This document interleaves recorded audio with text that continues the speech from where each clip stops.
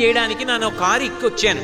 ఇప్పుడు నేను ఇక్కడికి వచ్చినప్పుడు అయ్యో కారా, రోజు నువ్వు బయట ఉండిపోతున్నావు, నేను వీరికి మీదకి వెళ్ళిపోతున్నాను, పాపం నువ్వేమో నన్ను అన్ని చోట్ల చిత్తూరులో తిప్పుతున్నావు, అలా ఉండిపోతే కృతజ్ఞుణ్ణి అయిపోతాను, నువ్వు లోపలికి రా అని ఎక్కిలా తీసుకొచ్చే ప్రయత్నం చేస్తే మూర్ఖుడా, నీ ప్రవచనం నాకు అక్కర్లేదంటారు.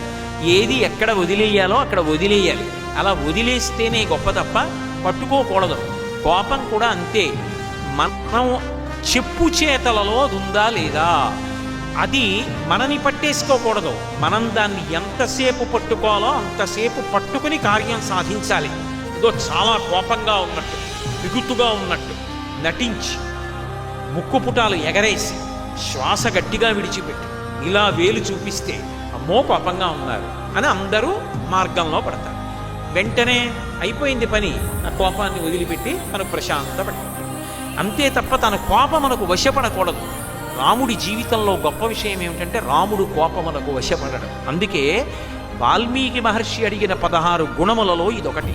తెచ్చిపెట్టుకుంటాడు. ఆయనే కోపం తెచ్చిపెట్టుకున్నాడు అనుకోండి, దేవతలు కూడా ఉనికిపోతారు.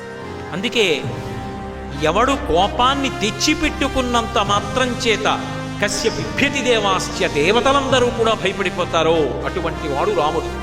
అటువంటి రాముడు రామాయణం మొత్తం మీద ఒకే ఒక్కసారి కోపమునకు వశపడిపోయాడు.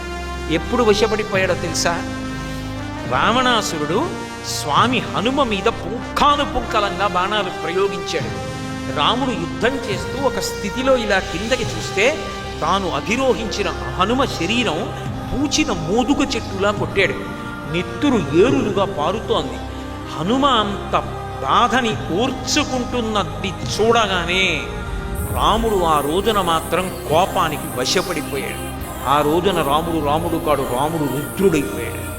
అంత క్రోధాన్ని పొందాడు. అంటే రాముడికి కూడా అంత కోపం వచ్చేటట్టు చెయ్యగలిగినంత సేవాధురీయుడెవరు అంటే స్వామి హనుమ ఒక్కరే.